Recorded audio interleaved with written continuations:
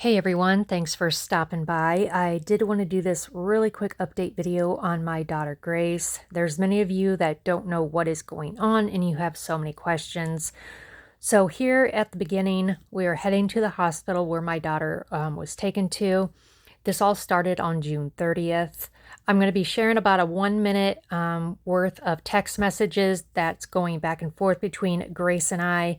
And then I'm going to explain to you for a couple of minutes on what is going on, what had happened, and give you more of a rundown. Also, some footage at the very end of the nurses talking.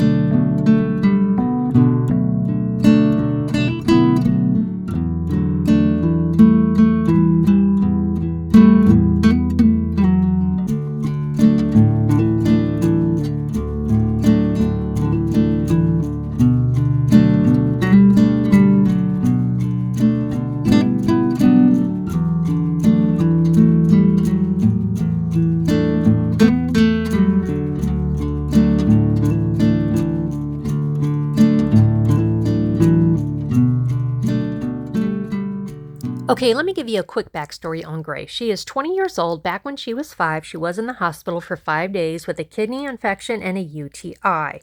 Fast forward for the past 4 to 5 years, she is constantly getting these UTIs and kidney infections. Last year, she was in the hospital for at least 1 day, I think it was, with a kidney infection and UTI. They gave her some antibiotics, put some fluid in her, and sent her home.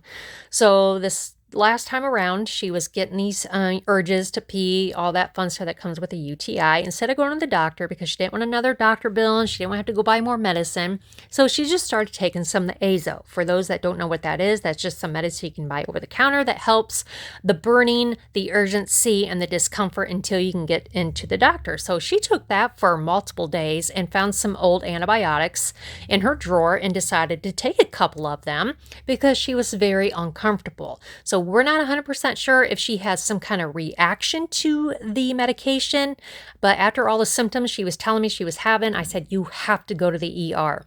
So when she got there, her heart rate was 150 and her white blood cell count was sky high. So they said she has SVT, and they took her back to do a CT scan on her chest to make sure she did not have any blood clots, and they also gave her a shot of heparin in her belly. The next day, they did a CT scan on her brain because of the severe migraine she was complaining of. They also did an ultrasound of all of her organs, and when they did an ultrasound on her kidneys, the right one has a small growth inside of it, and the name of it is right here on the screen, and I do believe that's exactly what I have in my right kidney as well from a couple of years ago. They also did a spinal tap to make sure she did not have meningitis, and countless amount of blood work. She did have sepsis. I do believe that's what it is called. So out of all that, all those doctors, all those tests, we still don't know what is making her sick.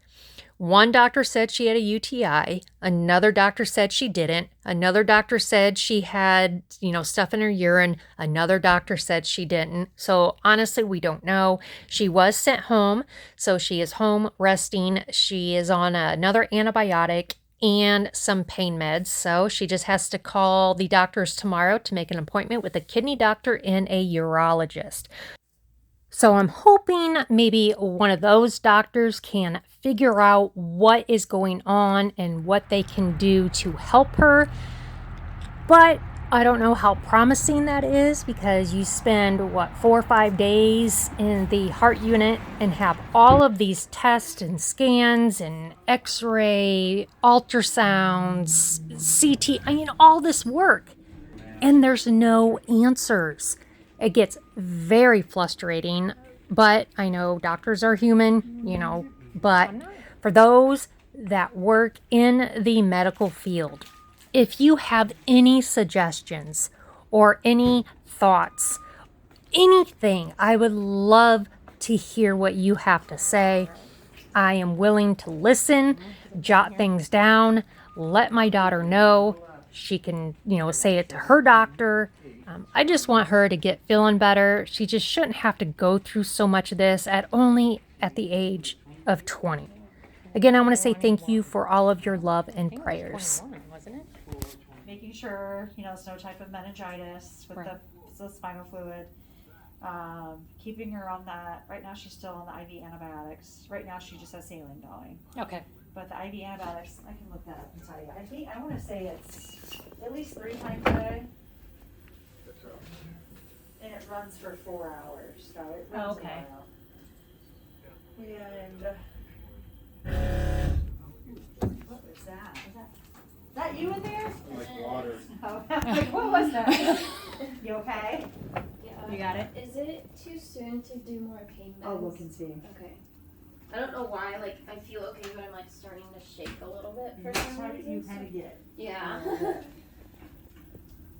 You've had a busy day. Yeah. Really done. Let me just get your backside real quick. That looks great. She goes in periods where she's either real hot or she's freezing. Right.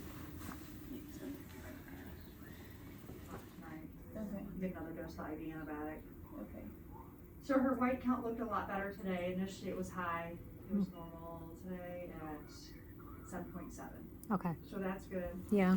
Urine cultures came back okay. And I think she had said, even the doctor had said he wasn't really sure if it was in her urine Right. that was infected, which initially is kind of what they were saying, UTI. Yeah.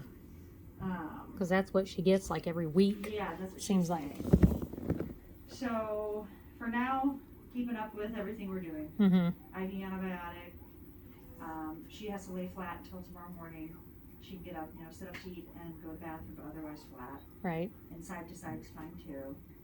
And then we'll just kind of see how everything comes out with checking the fluid, making sure there's no meningitis, and seeing what we need to do.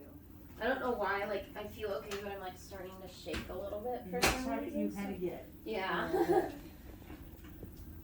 You've had a busy day. Yeah. Really done. Let me just get your backside real quick. That looks great. She goes in periods where she's either real hot or she's freezing. Right. I feel really lightheaded again when I stood up, but I'm pretty sure it's just from laying flat. Probably. Yeah. So pretty good, does it? Yeah. Good. Hold on for that. We'll do it your one blanket, okay?